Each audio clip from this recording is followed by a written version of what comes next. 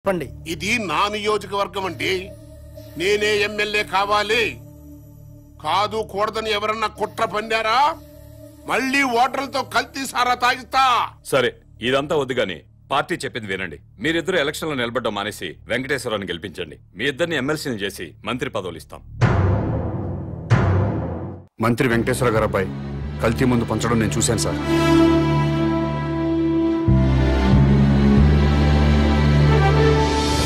ఆ మహేష్ అనేవాడికి ఆడి పెళ్ళానికి ఓటు హక్కు లేకుండా చేయండి.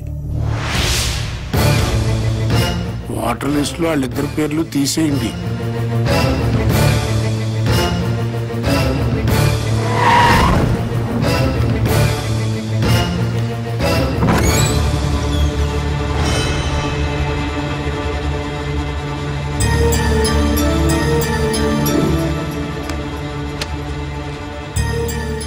మీ ఆవిడ గంటకు 1000 తీసుకుంటాం. 6 వచ్చాం. ఒక్కొక్కడు 5 గంటలు, మొత్తం 30 గంటలు, 30,000. నువ్వేంట్రా డబ్బులు అలా నిలిపేస్తున్నావు? మీ ఆవిడ తిరిగిపోతే నువ్వే కదా పోలీస్ స్టేషన్లో ఒప్పుకున్నావు. అది చూపింటే ట్రయల్ పోతా.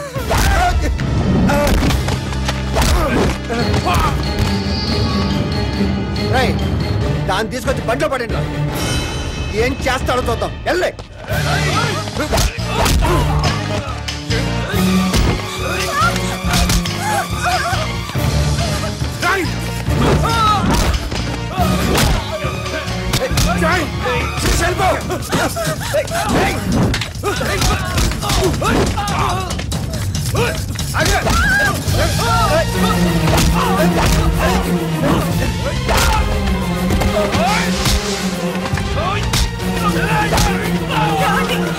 శిరీష పారిపో.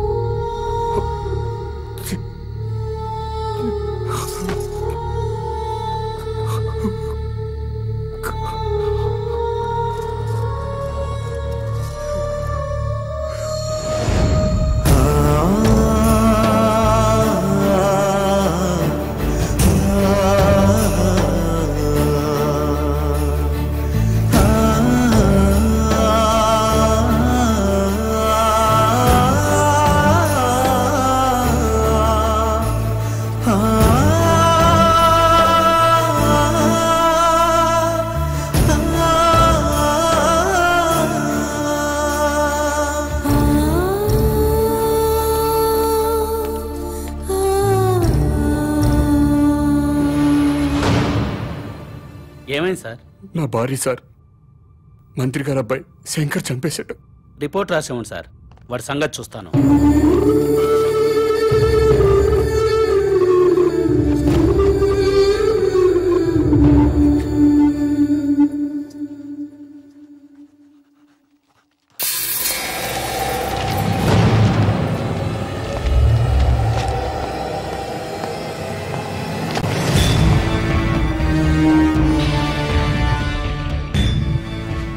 ఏం జరిగింది? ఇతని వైఫ్ సార్, మినిస్టర్ గారు అబ్బాయి మర్డర్ చేశాడు.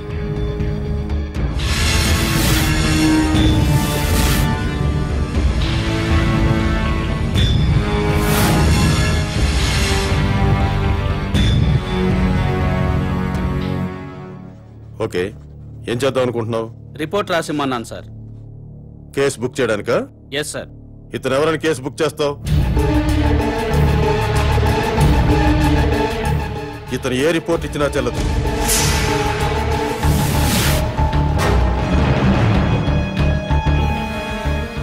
మనం ఏ కేసు బుక్ చేసినా మంత్రి గారు అబ్బాయిని అరెస్ట్ చేయలేం.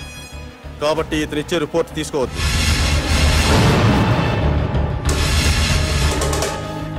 ఎందుకని సార్? ఎందుకంటే నువ్వు ఈ రాష్ట్ర పౌరుడు కాదు కాబట్టి. నువ్వు భారతీయుడివి కాదు కాబట్టి. అసలు నువ్వు ఎక్కడ పుట్టావో, ఏ దేశస్తుడివో, ఇండియా ఎందుకు వచ్చావో సాక్ష్యాలు లేకుండా కేసు ఎలా బుక్ చేయమంటావు? చెయ్యవు. నేను ఎక్కడో పుట్టడం ఏంటి సార్? వేరే ఏ దేశంలోనూ పుడితే నేను తెలుగు ఎలా మాట్లాడతాను సార్? తెలుగు మాట్లాడితే ఆంధ్ర వాడు అయిపోతావా? రాయలసీమ వాడు అయిపోతావా? తెలంగాణ వాడు అయిపోతావా? నా కొడుకు ఇంగ్లీష్ మీడియంలో చదువుతున్నాడు, ఇంగ్లీషే మాట్లాడతాడు. అయితే వాడు ఇంగ్లీష్ వాడు అయిపోతాడా? అవ్వడు. నువ్వు అంతే. డ్రామా ఆపండి సార్, డ్రామా ఆపండి. అసలు నేను భారతీయుడిని కాదంటానికి మీ దగ్గర ఉన్న ప్రూఫ్ ఏంటి? నేను ఈ రాష్ట్ర పౌరుడిని కాదంటానికి మీ దగ్గర ఉన్న ఆధారాలు ఏంటి సార్? చెప్పండి సార్, ఆధారాలు ఏంటి?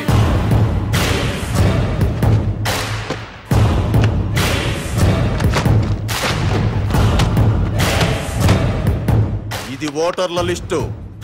ఈ రాష్ట్ర పౌరుల పేర్లు మాత్రమే ఇందులో నమోదై ఉంటాయి. ఎవరి పేర్లైతే ఇందులో నమోదై ఉంటాయో వాళ్లే ఈ రాష్ట్ర పౌరులు, వాళ్లే భారతీయులు. వాళ్లకే ఈ దేశ చట్టం, న్యాయస్థానాలు రక్షణ కల్పిస్తాయి. ఇందులో నీ పేరు లేదు.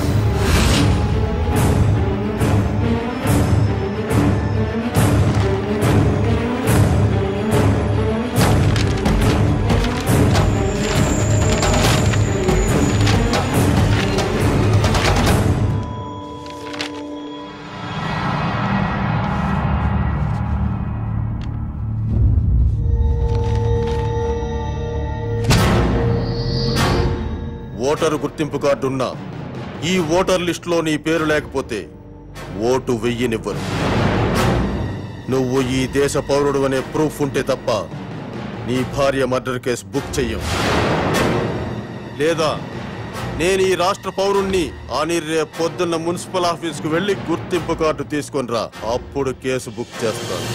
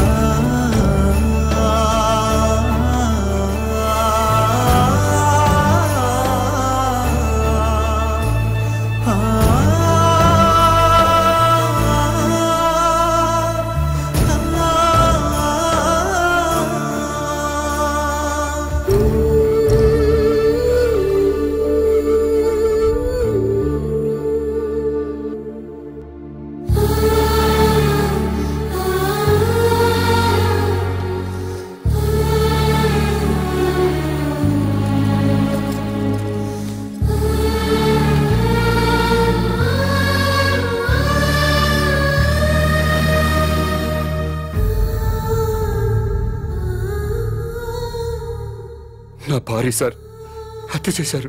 కేసు పెట్టడానికి పోలీస్ స్టేషన్కి వెళ్ళాను.